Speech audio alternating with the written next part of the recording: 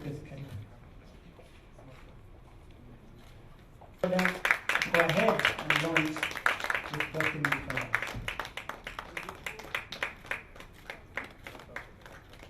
This is the collaboration that we have been talking about, collaboration and partnership. Good.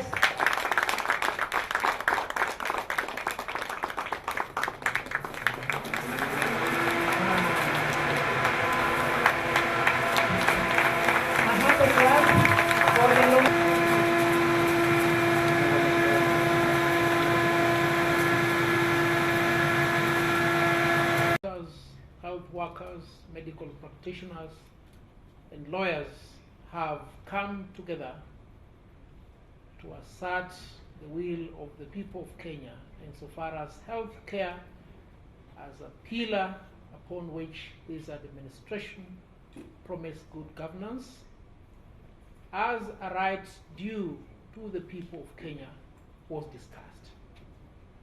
May I take this opportunity to congratulate the Rural Private Hospitals Association for launching its strategic plan. Your strategic plan has been launched on a very important day, a tipping point in the history of healthcare in Kenya.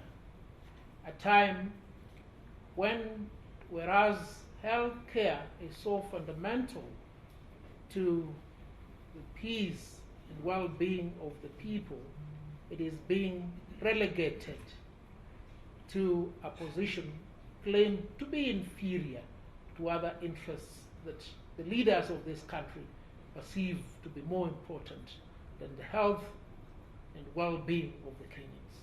It saddens me to note that a leader of the caliber of a former Prime Minister of the Republic of Kenya, a leader of the caliber of a governor of a county, will come and say, everybody is dying. It is not unusual that a doctor has died, not in an accident in traffic, but in the line of duty.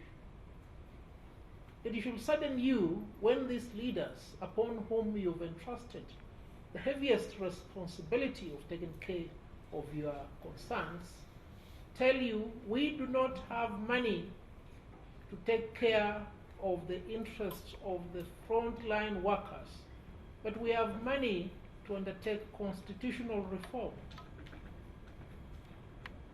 We do not have money to provide PPEs to medical practitioners and health workers, yet we have money to collect signatures for BBI.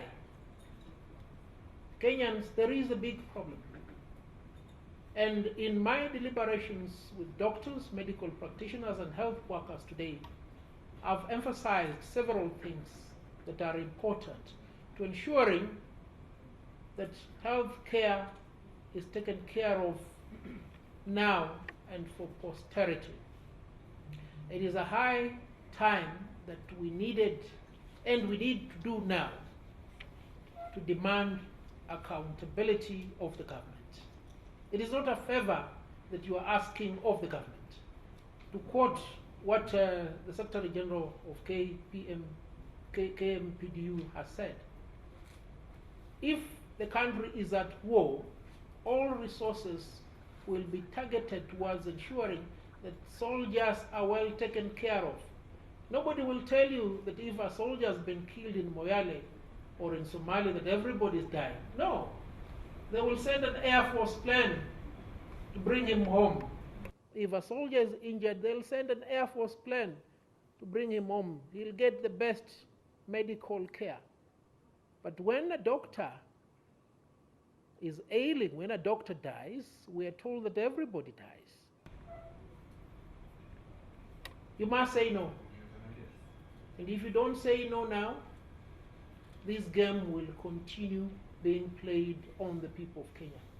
May I encourage you, doctors, health workers, and medical practitioners, to stand firm. Demand that there be accountability, transparency, in the manner in which NHIF is run. Demand that there be accountability in the Ministry of Health.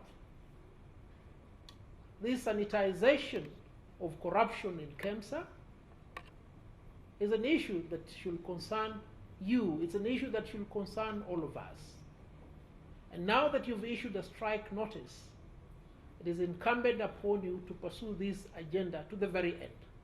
As the Law Society, we went to court a month ago to stay the implementation of the decision that had been made by the National Security Advisory Council, the effect of which will have been to declare as unlawful any procession, any strike, or any picketing. You are therefore within the law to demand the rights due to you. And we know you are making these demands not because of yourself. You're making these demands because of the people of Kenya, for now and for posterity. If you don't negotiate effectively and get a binding contract for your benefit now and forever, then the government will always subject you to litigation where they have an upper hand. There will be no respite. Let the respite be provided now so that the doctors, health care workers, and all medical practitioners can practice and offer services in an environment that guarantees their health, safety, and that of the patients they serve. Thank you so much. God bless you. God bless the doctors, medical workers, and all partners in this sector. Of healthcare workers in the private sector, and more so in the rural areas. With the widespread community transmission of COVID-19 and the disease now being seen affecting elderly people and the people in the rural areas, there must be a change of strategy to protect those who are vulnerable in the rural communities. And we've seen already the rollout of vaccines in the UK, and it's very clear who we should also target. We have elderly people in this country, mostly in the rural areas. The country needs to equally fast track that action to get us a vaccine. The second most important group to get that vaccine would be the healthcare workers on the front line. There is preventive and there is protective. So the preventive would be the vaccine, part of it. The protective is the personal protective equipment that we have brought about and forth. And we've discussed this several times. We've raised it as a concern.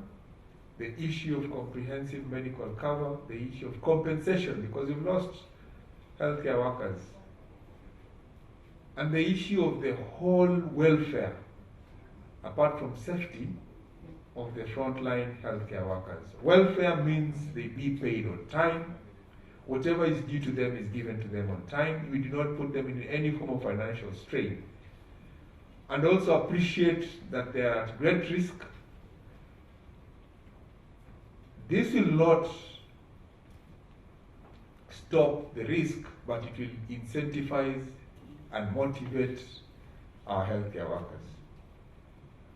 So as we speak here today, we have an agreement that RUFA supports the call to action by the government to give utmost priority to the plight of the frontline healthcare workers across all the issues that we have raised as KMPDU. And just to say that we extended our notice, and the government should equally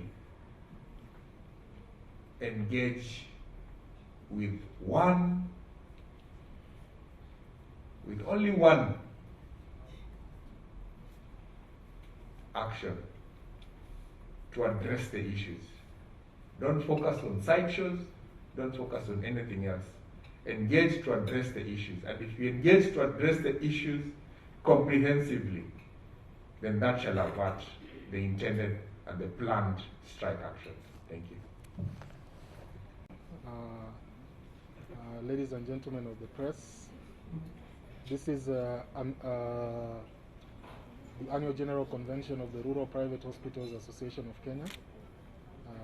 I am the chairman of the association.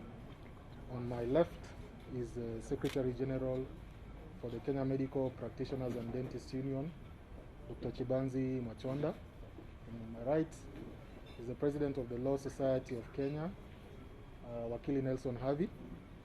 We have had very good engagements today. We have been discussing about the nature of the health sector in these difficult times of the COVID-19 pandemic.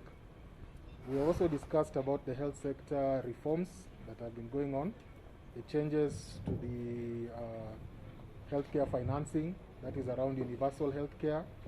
And as you might be aware, tomorrow is actually the World UHC Day, and the whole universal health conversation is at the center. So we want to just communicate. We want to just communicate some of the issues that we feel are very important for the country, the health system at this particular moment in time. Number one, as an association for rural private hospitals and as healthcare providers, we want to condole with the families of the healthcare workers who have succumbed to COVID-19 in the line of duty. Specifically, we feel very saddened by the recent death of Dr. Stephen Mobusu and also the recent death of a clinical officer in Nandi County known as Victor Kipngetich, who have all succumbed to COVID-19. So this is our appeal, and we have said it before, that in general the country has not been ready for the COVID-19 pandemic. Especially in rural areas and in the poor urban segments, the level of preparedness has been very, very low. And as you can see by the rising numbers and the mortality among healthcare workers, this remains to be the case. While there is hope now with the development of a vaccine, we are also very much well aware that it is going to take a while. It's going to take a while before this vaccine is widely available for the Kenyan public. And in fact, conservative estimates would maybe put it anywhere between 12 months to 18 months. So it remains a critical issue. For a long time, we will still have to be very vigilant. And this is what we are appealing to the Ministry of Health, to the national government, to county governments. We have a very simple appeal. Put the safety of our healthcare workers, the rights of our healthcare workers to health at the forefront. Whether they are in public sector, whether they are in private sector, Kenya does not have enough healthcare workers to lose them on the pandemic. We need to protect them. We need to have them properly covered by medical insurance. We are asking that this enhanced medical cover for healthcare workers, whether they are public or private, through the National Hospital Insurance Fund, it should be prioritized. Needs to be a priority. We don't want a situation where a healthcare worker is infected by COVID and now we have to do harambes, fundraisers to take care of them. Number two, on the issue of personal protective equipment, we have almost 6.2 billion worth of PPE that are lying as dead stock at KEMSA. 6.2, this is by KEMSA's own estimates. 6.2 billion PPE at KEMSA. Some of them are donations, some of them have been purchased. This PPE will be of no use to Kenyans if the vaccine comes, the pandemic wears out, the curve is flattened, and we have lost so many healthcare workers and we still have the PPE in stock. So our appeal is this: let this PPE that is in stock at KEMSA be distributed free of charge. Whether it is to public or to private, they give out the PPE. The PPE has been bought by taxpayers' money. Let them just distribute it. So this is our concern, safety for health workers. The last thing we want to raise as Rural Private Hospital Association is with regard to NHIF reforms. It is very clear to us that the NHIF is in need of reforms. The board needs to be restructured. The way it operates needs to be changed. And while there's conversation going on around the country about changes and reforms and all these things, a critical pillar in the country, which is health, which is carried by the National Hospital Insurance Fund, has completely been isolated. We think it is time for the NHIF amendment bill to be brought back at the center of the conversation. The NHIF can be made stronger, it can be get more funding, it can be improved so that it is better responsive as we go into UHC. So this will be my brief comments as chairman of the Rural Private Hospital Association.